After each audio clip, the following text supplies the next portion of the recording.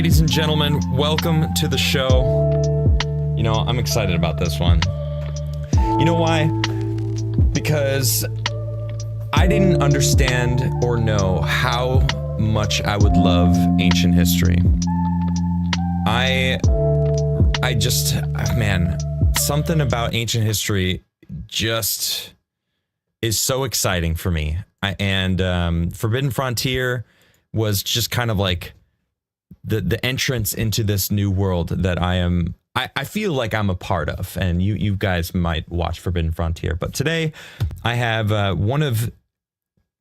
forgive me for saying this, but I'm going to say it. One of the pillars, I think, of this new age of archaeology. You know, he's going to deny it, but he 100% is. And I'm very excited to have him on the show. Michael Collins, Wandering Wolf. Welcome in, sir. How are you? What an introduction. Thank you very much, bro. Sure. And that music, I like that music was so chill, dude. Oh yeah, I love it. Every time I watch switched the show, everything same up. Thing every time. No. Okay. It's always chill like that. Well, I've been making a lot of changes. I redid my entire studio. I got a new camera. I got a new computer. I had to redo everything. And I'm like, you know what? I'm going to update everything. I'm going to start doing more interviews. I asked my channel members and my chat what they wanted to see. And one of the number one things was more interviews. Please interview more. And I was like, you got it, you know? And you were one of the people that I instantly thought of. I'm like, you know what? I don't get to talk to you enough, right? Like we're always, you know, we're in the same circles. You're always out adventuring. And I'm like, we should chat more, you know? Gary's always raving about you guys are going places and stuff in Texas. So I'm like, yeah, and so cool. And I was really sad when you couldn't make I still have that. I still have a shirt for you from Peru. And I was really that's sad so that you rad. didn't make it to Peru. But yeah, me too. Now we've got possibly the best site to be going on to visit. Oh man, how many have you done any ancient sites? I mean, I've seen your videos that you've shared exploring around your backyard area there, you know, with the Viking stuff. That's pretty cool. Yeah. Well, I mean, I feel like it feels ancient. Like there's some places that I know it's not like a World Heritage Site. I am actually kind of close. There's some old on the island it's called Öland, and it's this like huge long island next to Sweden. And there's some historical sites on there that I have been to, and also I really want to check out. There's almost like a Swedish Pompeii, you know, like Pompeii was almost frozen in time because of the volcano. Well, there's this city, I think it's like 1,500 years ago, there was a town where this one Viking clan cursed them and went and killed everybody and left everything, jewelry, everything of value, like nothing was left or nothing was taken at all, and the land stayed. And because it was known that it was cursed, nobody went there, nobody grave robbed. It stayed like that, and it's still preserved to this day. Wow. And it's just like such a crazy, I forget the name of it, but it's not far from me. It's like a 2.5 hour drive. Like that's nothing, you know, 2.5 hours. So where you live looks perfect until winter. Oh dude, and it's here. It's here, man. It's freaking it got down to freezing last night. I mean, I'm an hour away from Gary and Mel. I'm in Texas. Yeah. And it's still 90 degrees plus here during the day. Man. Yeah. Well, I mean, I'm from Chicago, so like it actually gets more colder in Chicago so I'm used to actually colder, and where I live, I'm kind of in like a little valley on a river. And so the river, it's weird because it's wet, but it actually prevents the area around me from getting too cold because the water's flowing. It's really strong. So it's weird. In sometimes it actually is heating up the air around it because it's constantly flowing. Yeah. So, you sound like you live in a little piece of paradise there, man. I'm really happy for you, dude. Congratulations again. I know we were talking a little bit behind the camera there for a minute ago, but congratulations.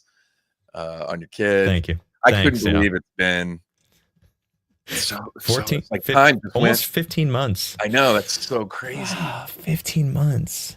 Just talking and Yeah, doing it's things. pretty insane. It's pretty insane. He is, He made a human. It's crazy to think about. Like, I was talking to Nish, my wife, the other day, and was just like, because he's not going to be the only one, and we'll leave it at that. And we were just like discussing how amazing it is that we're discussing creating more humans. Like, it's just like, we created this human, and he is amazing. It's like this incredible. He's so awesome. He's like, I have 8 nieces and nephews. I have 60 cousins. Yeah. And including my cousins' kids, like probably 80. Like, it's insane how many babies I've been around. And like, man, sometimes they're nightmares. And I've just had the loveliest son to deal with. It's so great. So that's good, man. Yeah. That's he doesn't awesome. like to sleep.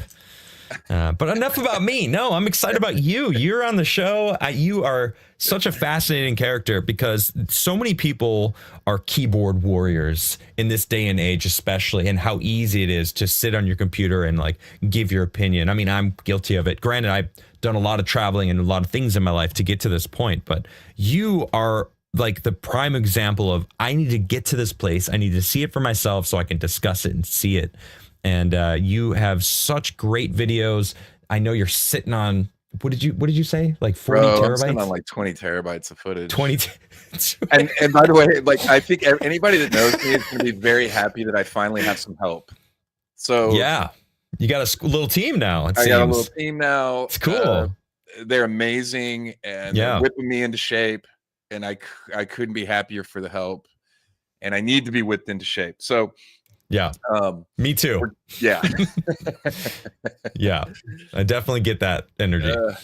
But yeah, I could stop traveling now and still put out content on a weekly basis or more for the next like 5+ years, easy. Probably. But you're more. Wandering Wolf, Yeah. You're not. I know that would defeat the whole purpose, right? So we don't want to do that. We want to do them both. We just try to catch up here, moving forward. So.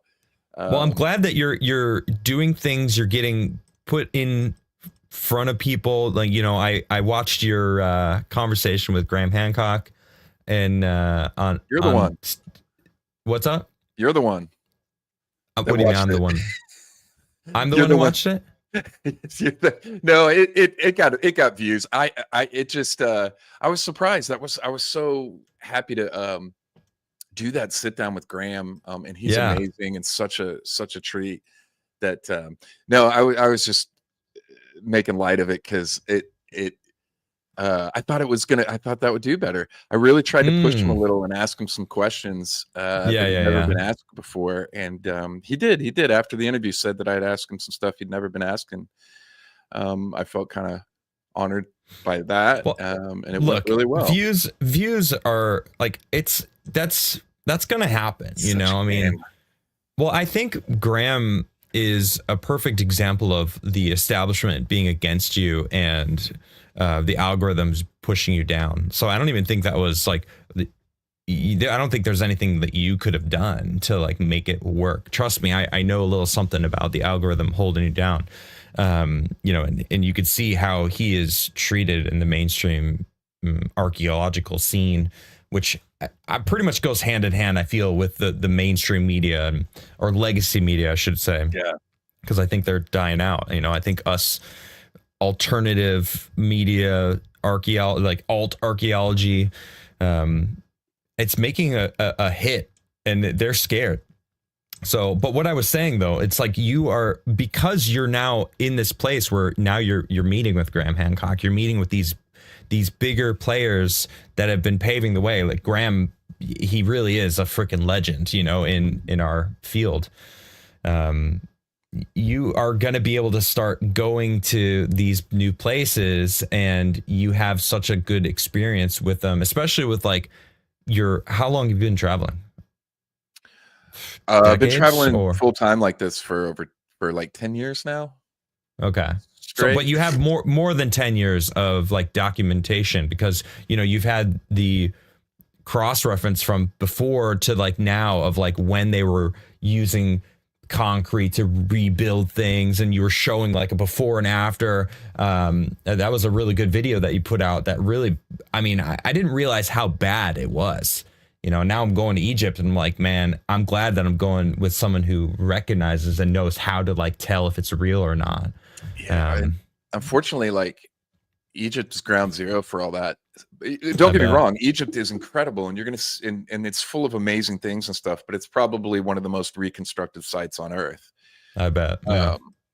And it's a little, I think, I'm not fully against reconstruction, and I'm definitely not against tourism. And it's not what I'm advocating for, I think, in these videos. And I think over the last year, I've been kind of getting, you know, this pushback from the archaeological community and different people. That's not what I'm saying. I just think there needs to be a little bit more transparency. And, you know, when I go to Egypt and I see people having these really emotional, what they feel like are spiritual moments in front of things, you know, just breaking down and stuff. And I know that it's just a concrete reconstruction of the statue.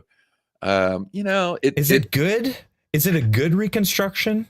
Oh yeah. You know, yeah. So most of the time, you do go to places where it's like, yo, that's crazy. I've seen some examples of like, that's just not, it's not good. Like, why are you impressed? Yeah.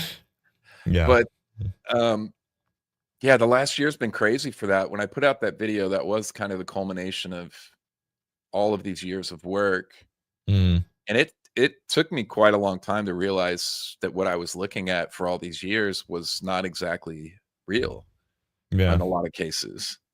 And so that's a little, you know, it kind of feels like you got cheated on, because now you have to go back and you've got to look at, you're rethinking every amazing moment that you had somewhere and questioning it.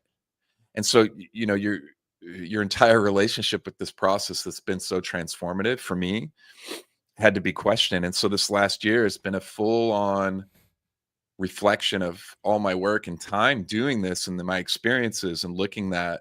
And I really actually had to like rediscover my passion, because I lost it for a minute for all this, because I was so kind of got jaded. I got jaded. Yeah.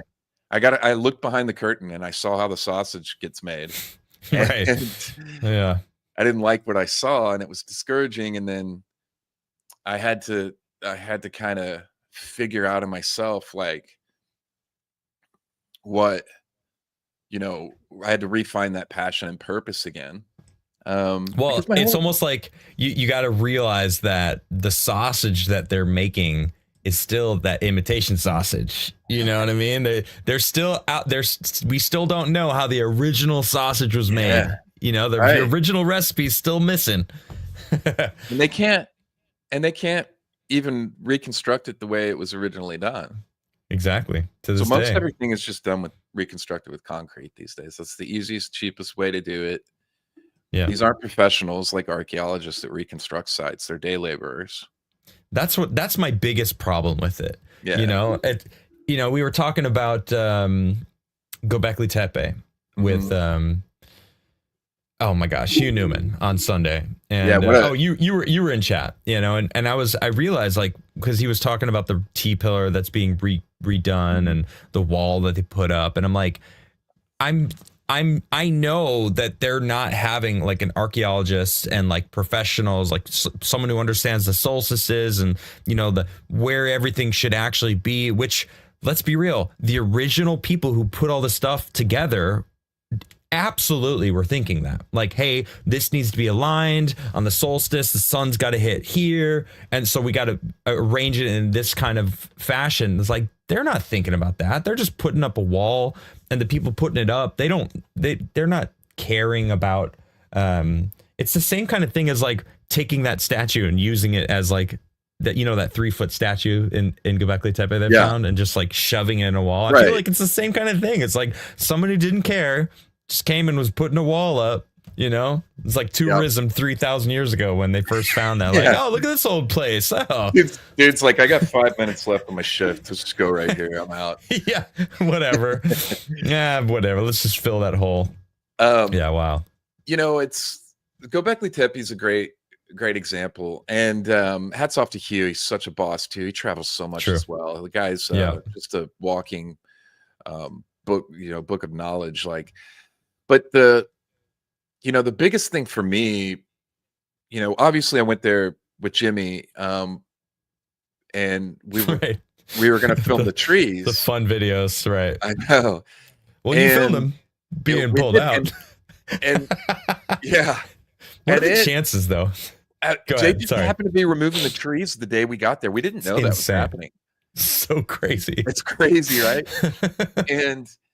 And so we filmed that, but for me, the biggest takeaway from that site wasn't the trees. For me, it's the roof.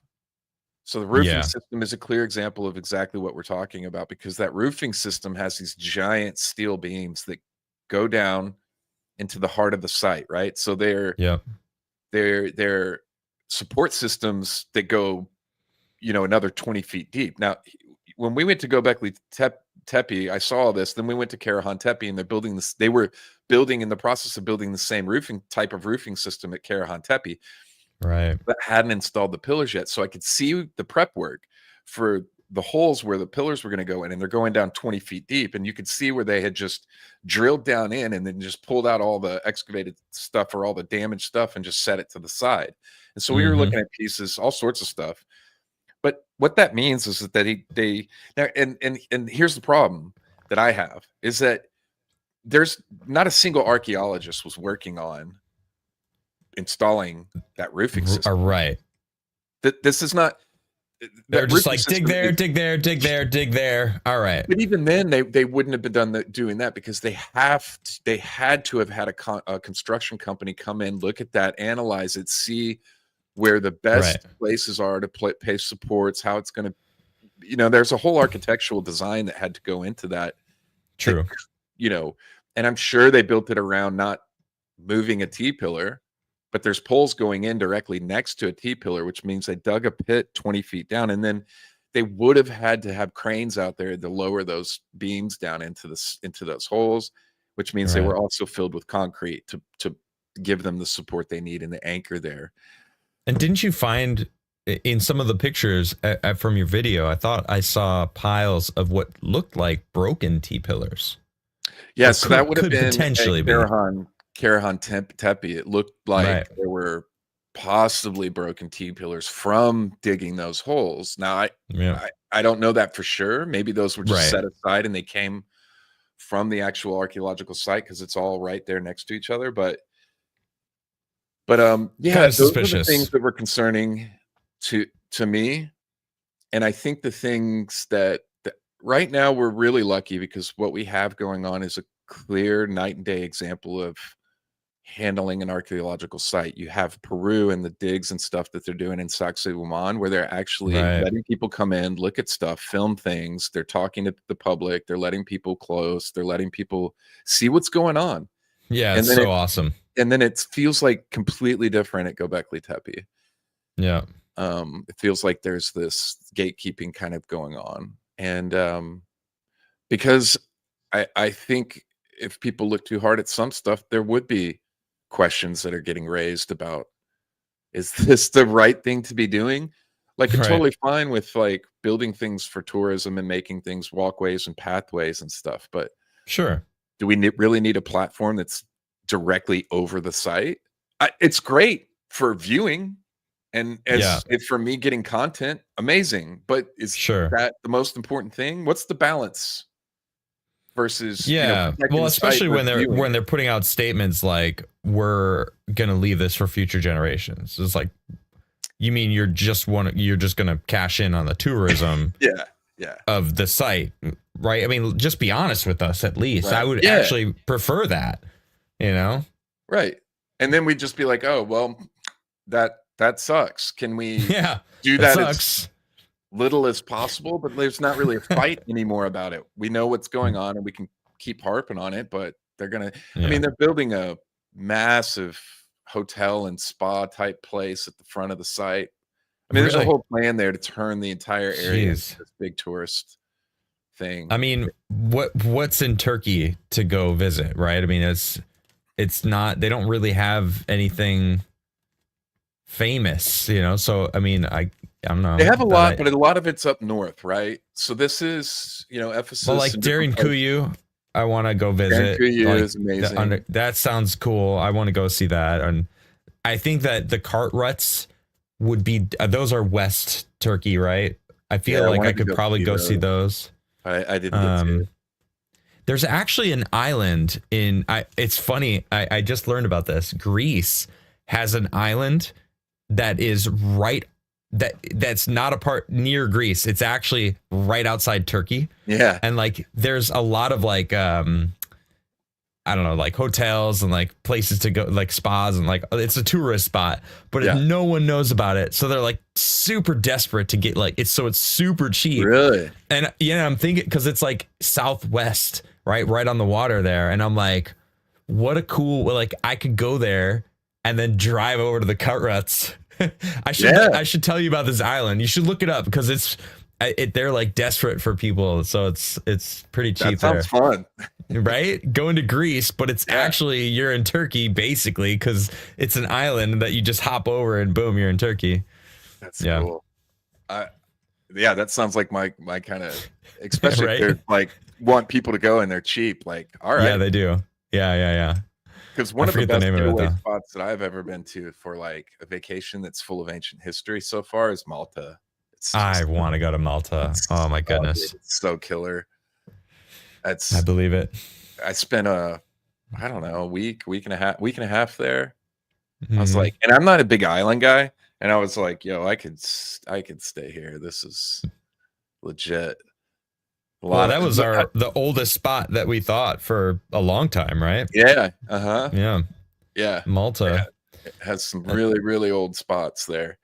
And then the cart, I wanted to ask you about the cart ruts because we were talking about the cart ruts, and because Hugh mentioned he went to these cart ruts in India, right? Yeah. And he said that they're the same size as the ones in Malta.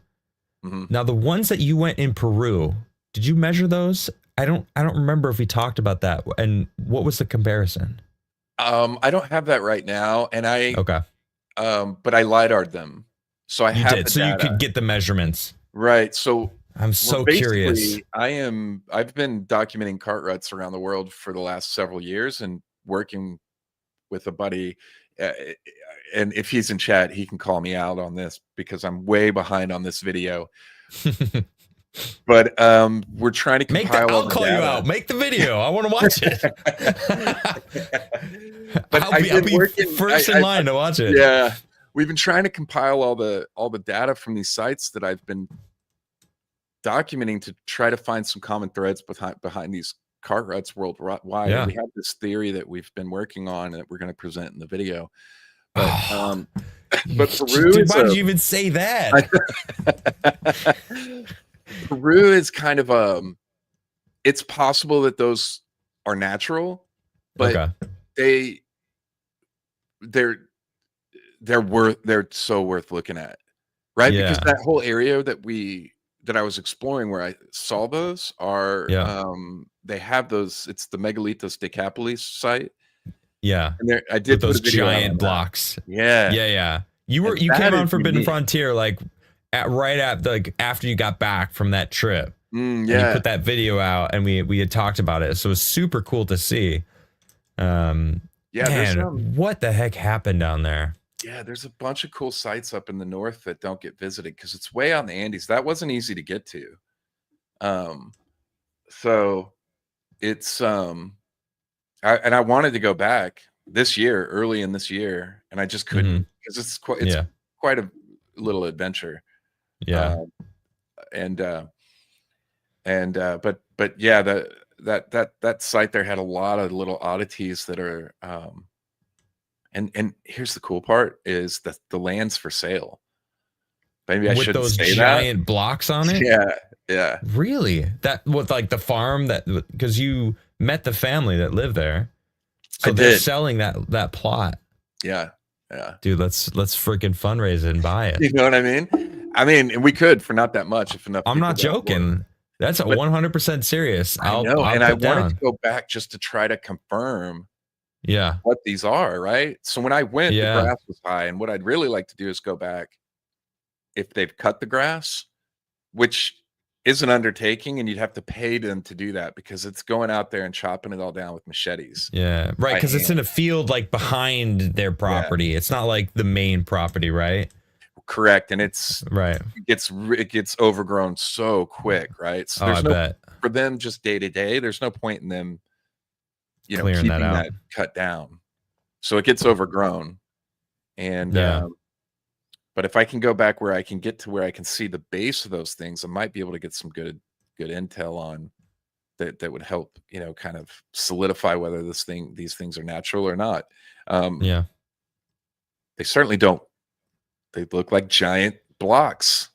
Man, I am so curious what your theory is about all these cart ruts around the world. Because, like, they've always been part of the conversation, but, like, no one has an answer to what they are. It's like Malta, they go into the ocean.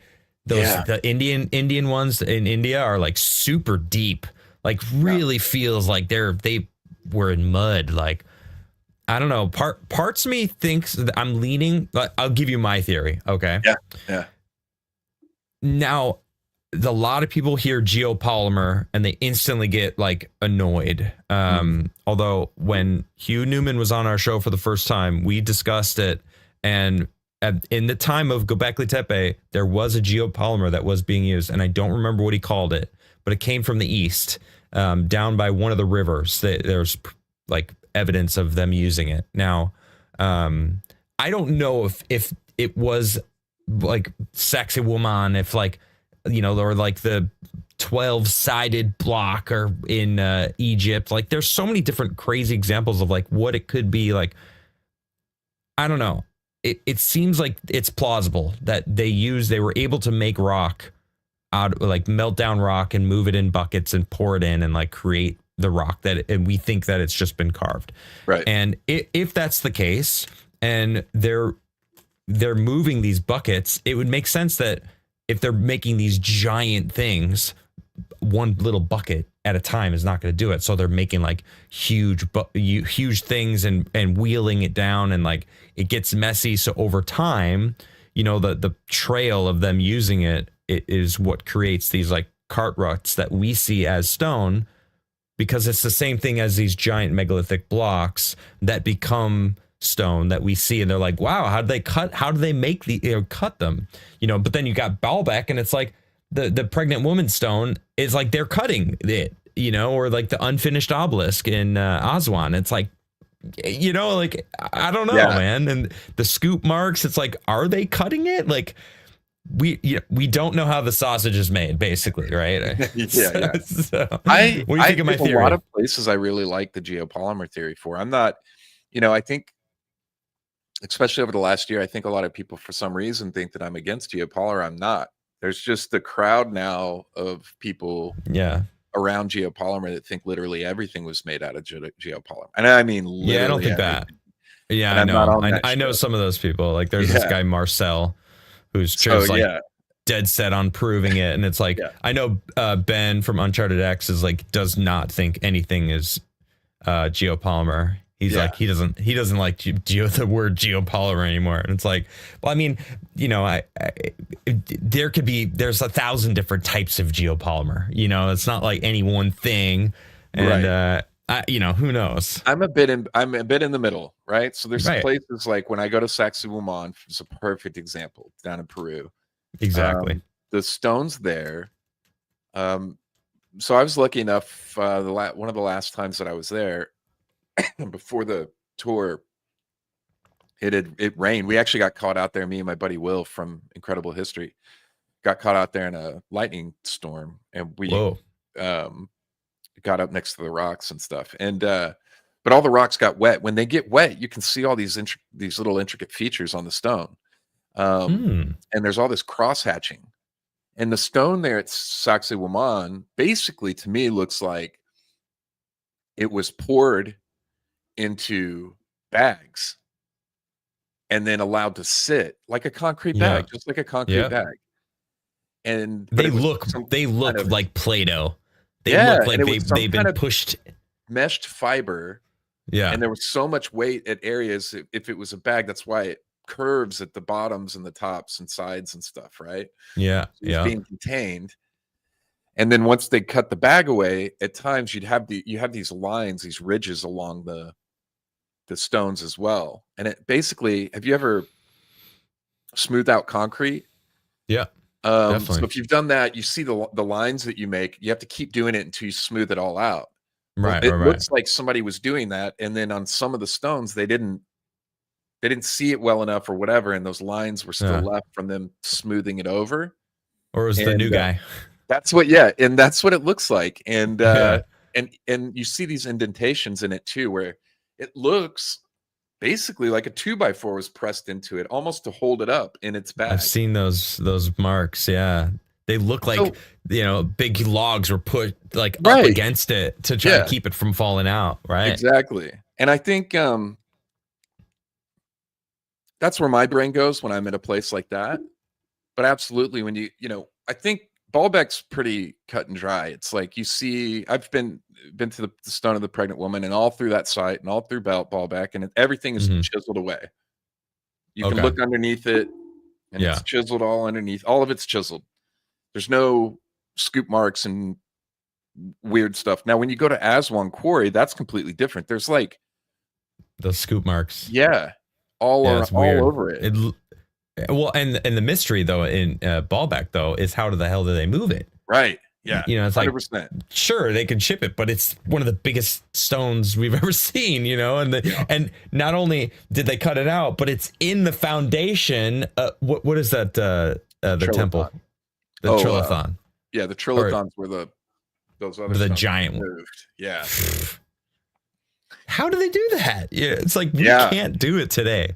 Like we cannot do it, and we're supposed to be like the pinnacle of technology. Of like the human brain has never been so advanced. It's like, and even if we could do it, we wouldn't do it because it's not practical. Well, unless it was a national project.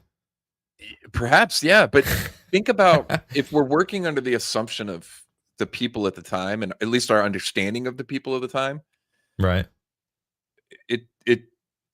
It's hard to make sense of, creating a block like the Trilithons that big. Right. Yeah. What's the point? Because you can make something just as impressive without having a stone that size. Right. And something that would last that long. It would still last that long. To me, it denotes an even longer intelligence, like a generational wealth of intelligence, because they know that Earth is unstable, right? That things do crumble, and so like the bigger the stone, the tighter the stone, the longer it's going to last. So it's like they understand that they need to make it out of these giant stones to last.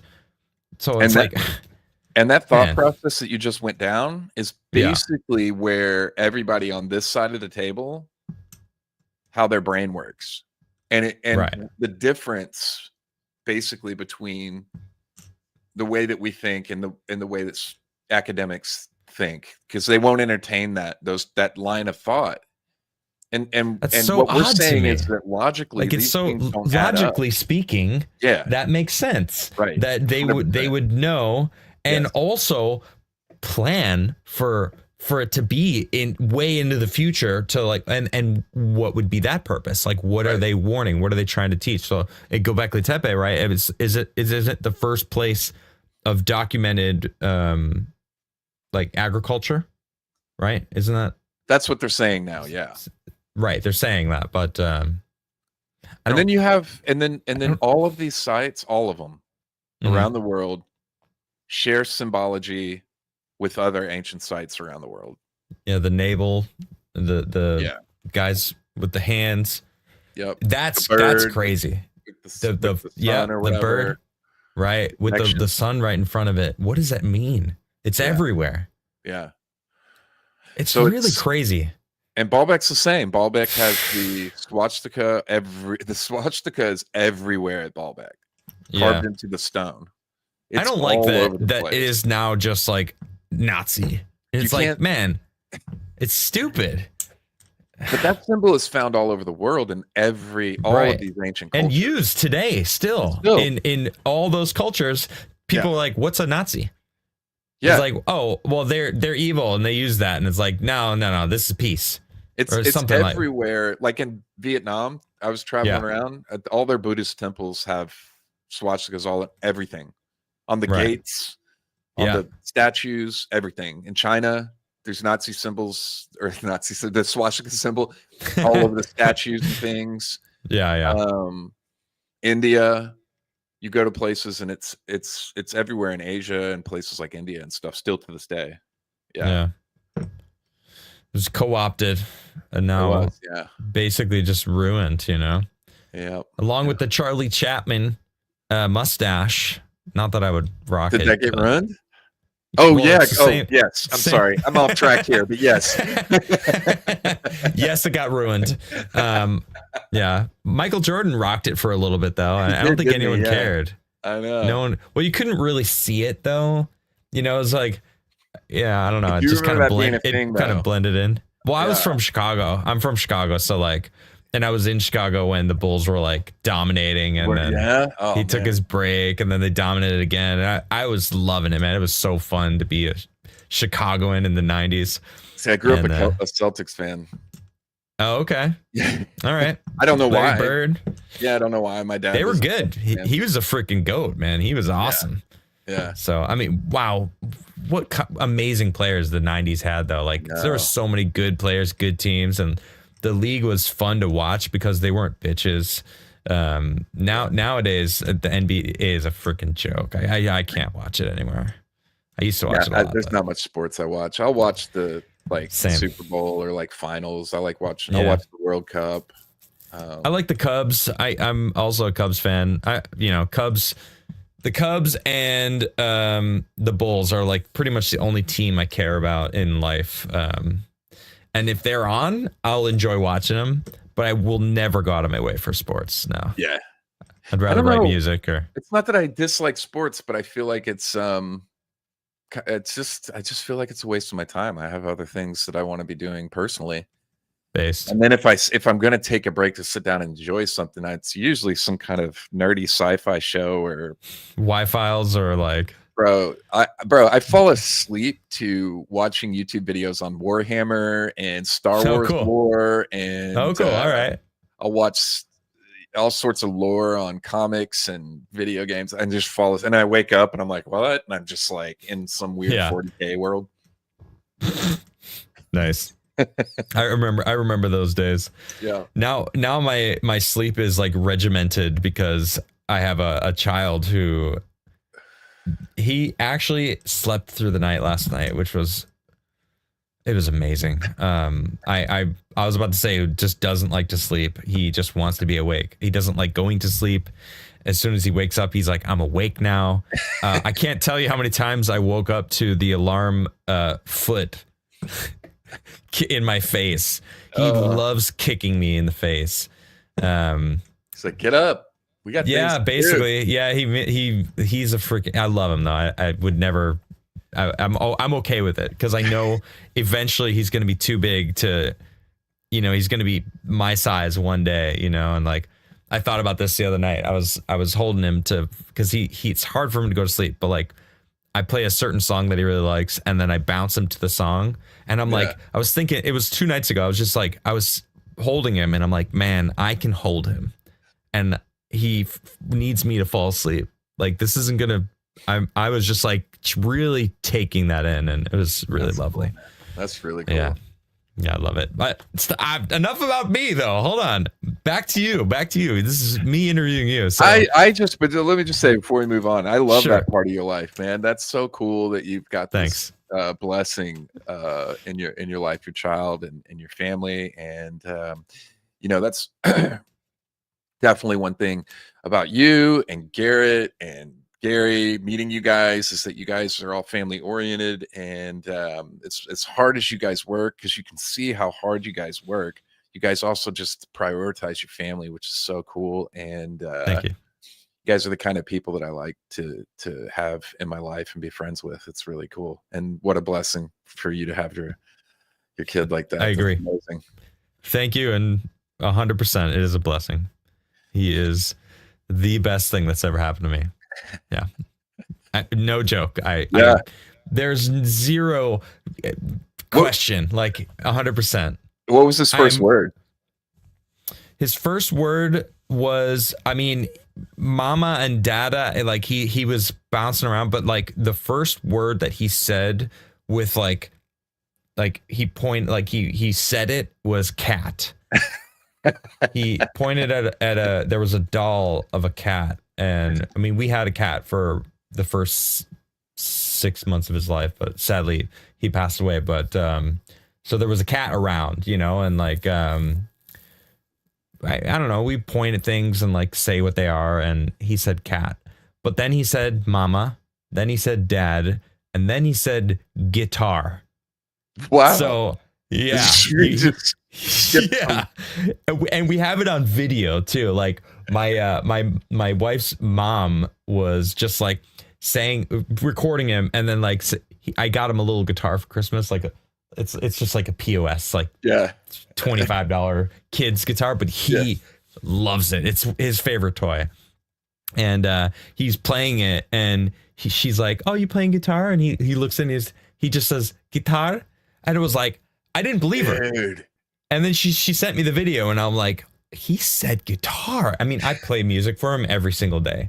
And if it's not piano, cool. I have my guitar right here, and like he'll strum my guitar, and then I'll pick it up and I'll start playing, and he'll just start dancing. That's awesome. Starts bopping. Yeah. Did you know that there's a piece, there's a part of your brain in the back that children up to a certain age, if you expose them to music, specifically like piano or guitar stuff, and expose them to these things, there's a part of your brain that forms this loop back there. Really? And that if you don't do that, it doesn't form. What does it do? What is this? It makes you musically inclined. It's like learning this thing. Your brain adapts. It's a whole section of your brain that will adapt and form. I wonder how, because I would like to think that I'm musically inclined. But neither of my parents are musical at all. Maybe they played music when I was a kid. Yeah. Okay, that might be it. But my son's definitely all about music. He loves music. You put music on, he drops what he's doing. He's like, "Oh, that's a new song." And I'm like, all right. He loves Michael Jackson. Holy cow, he loves Michael Jackson. I mean, who doesn't? He's got such good beats. Queen. So cool. He likes Queen. So he's getting the whole gamut of the musical spectrum. Oh, sure. Yeah. And then I have a nice record collection. How many records would I say? I probably have like 50 records. Have you exposed them to any Swedish techno yet? No. Well, I don't know. Maybe. So Eurovision. So each country in Europe has its own mini version of it to see who they send to Eurovision, right? Because it's like each country picks one song. So Sweden's called Melody Festivalen, and I don't remember when it is. It's like December or something. And so he was 4 months, whatever. So he listened to some of the stuff, and some of the songs are so bad, and some of them are like, I don't know, whatever. But there's some Swedish songs that I'm like, what is this? And it's, I don't know. So he's heard some weird music, but yeah, I don't know. It's funny. Hey, what's up, Garrett? Garrett's in chat. How you doing, buddy? Oh, what up, brother? My two brothers together. Hell yeah, Garrett. Cheers. We're gonna miss you. We're gonna miss you in Egypt, man. I know. It's really a bummer. Yeah. So, man, Egypt. I'm so excited. The statue of Memnon, man. The Valley of the Kings. Like, man, I'm so excited. I've been wanting to go to Egypt since I was 8 years old. Since when did Stargate come out? 91? Oh yeah, that's way back. And my first favorite movie, 94. So I was 10 years old. That's the when movie. Stargate came out. The movie Stargate. Yeah. Love that movie. Dude, I love that movie. Gary thinks it sucks. Really? I still like it. Grill him. It's so good, dude. James Spader, like young James Spader, Kurt Russell, like it's awesome. James Spader playing he playing a total uber nerd, right? Right. I Totally mean, not what James Spader is now, but yeah. And I don't know. I love that movie. I My did. first crush, like huge. I had a huge crush on Shouty. I don't remember who the actress's name was, but the girl that James Spader's love interest. Oh yeah. I was like, she is such a babe. I was like, oh my gosh, wow. And I loved the premise of it. I was like, this is so cool. Cause like, what are the pyramids? Like, what are they? Are they a charge bank for a spaceship? Like, it is a cool premise that, I mean, could be true. Still to this day, it could be true. But at the end, the whole pyramid, didn't it lift off and turn into a spaceship? No. The spaceship landed on the pyramid that was there. Okay. I mean, the spaceship had the bottom ago, right? The bottom of the spaceship had an indentation to fit on a pyramid. Oh yeah. So because when it landed, it came down on the pyramid that they went into. So, I mean, I was like, to me in my head, I'm like, oh, that's obviously, if they are a power bank, that's how it was like recharging, like it would come down and like gather the gold that they were mining. And I'm like, there's that thing about us. Maybe we were seated here to mine gold. I don't know. Stargate's always got a special place in my heart. I love that movie so much. So that I'm embarrassed to tell you what my first crush was, but tell me. I will. Okay. It was Alyssa Milano. She did me so wrong as I grew up. Alyssa Milano? Oh no. She's certainly that changed. was my it was she opened her mouth. Show Charles in Charge. Charles in Charge. Wow. Yeah. Okay. I really had a crush on Alyssa Milano back in the day. I know. Yeah, they say don't meet your heroes. I know, right? And then no, she was a babe back in the day. I'll give it to you. Sure. Yeah, right. Yeah. And then she went off the rails. Yep. Yeah. Yes, she did. Wow. So, but Egypt's going to be a blast, man. You've been to Egypt before. I wanted to ask you, if I wanted to get like legally, like I want to legally procure some sort of antiquity item. I don't really care what it is. You know, I want something from 4,000, 5,000 years ago. Is it insanely expensive, or is there a ridiculous amount that like you could get something for under like $1,000? Yeah, most likely. If it's genuine and real, it'll probably be very expensive. Okay, ridiculously expensive. Like 10 grand expensive, or way more. I'll be honest with you. When I travel, I never get anything. I never buy anything. I don't even get knickknacks or anything. I don't take these. You've been to what, 200 places? I know. Honestly, bro, I was doing the math the other day. I think it's over 300. And wow, really? But I didn't. You gotta update your website. I know. But I never get anything, and I couldn't. You know, probably the best way to figure that out would be to talk to the guide when we get there, because the guides will be very upfront and honest with you. And Egypt is a place where everything is a hustle. Every interaction, every thing that you try to do with somebody or work something out is kind of a hustle. So you just got to kind of, be aware. But at the same time, in that vein, that means nothing's off limits. Like nothing's off limits in Egypt. I know. Too. Yeah. So if you want to go to some place that's closed off, they'll let you do it if you pay them. Cool. And so it's, but well, like that, Brian Forrester just posted a video. He went to the Step Pyramid of Djoser, and we're going there. Mm-hmm. And there's this whole underground network of tunnels that's all lit up. Is that part of the tour, or is that like a side thing? I don't know, because when I went, I don't think that was open. Okay. And so I did go. Cool. I did go there and go in there, if I remember correctly. But I don't recall that anything being open to us to be like go through like an underground network. You will. How tall are you? 6'1". Yeah, you're gonna. I'm gonna have to duck a lot. Yeah, man. your back's going to be sore by the end of this trip going in and out of these places because they're. I did not have good hiking boots, man. I actually just I went and got new shoes, man. I got them right here. I got like wide sole like Keens. Yeah, I've been walking around with them in my house just like because I haven't worn them outside yet, but I'm like I don't have good walking shoes, good like That's hiking boots.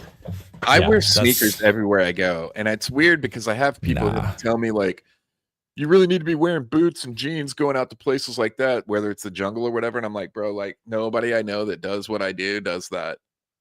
It's sneakers and comfortable travel type clothes. I've never seen a snake. I've never been worried about a snake. I'm not worried about Luke Caverns.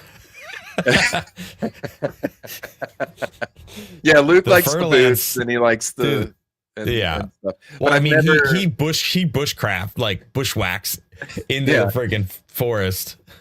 But I do that too. But and it's sneakers. It's always sneakers. And those what you've got there, that's perfect.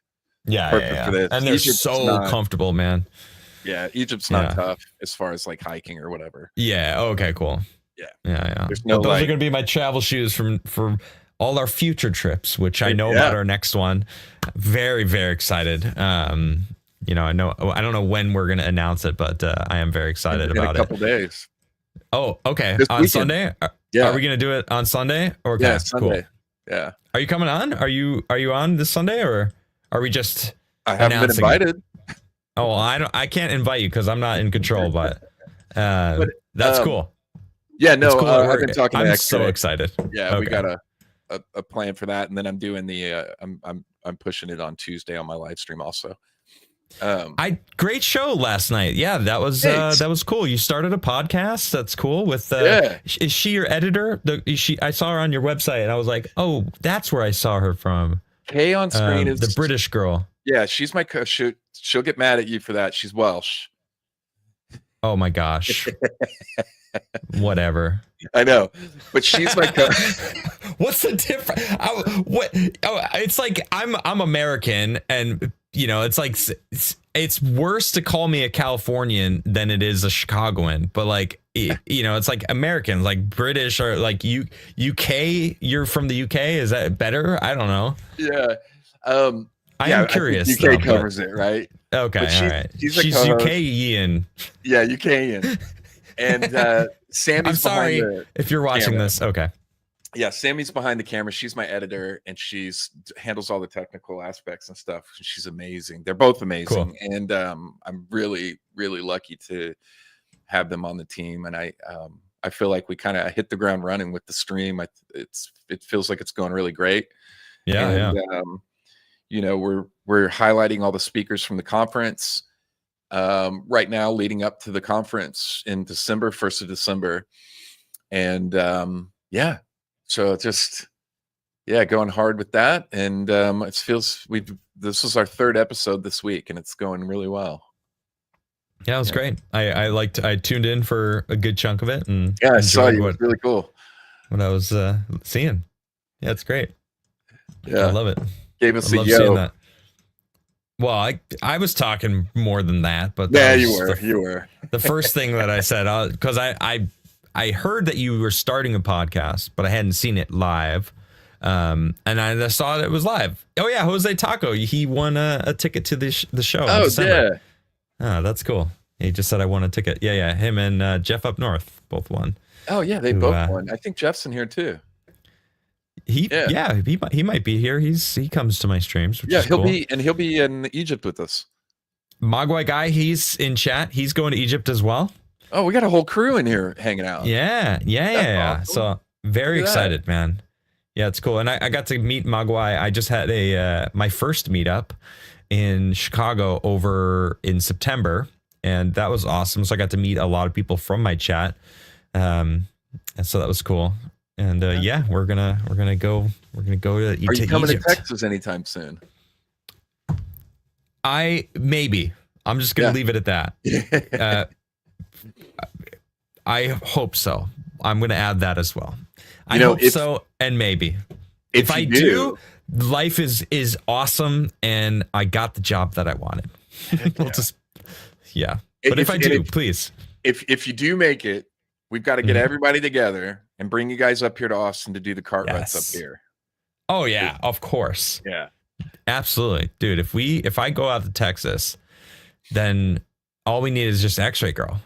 Because that would be it. And she travels all over the place. So yeah, she came out to Chicago too. She told me today that she's not coming to the conference in Scottsdale. I was very upset. I told her that she needs to figure that out. Yeah. And I don't even know if Garrett's going. Is Garrett going? I think Garrett's going. Oh, okay. I believe Garrett's going. I think he's going. I don't want to speak for Garrett. Garrett, are you still here? Are you going? I don't know. Well, I mean, it's one day or is it a 3-day thing? What's the weekend? Full weekend. Okay.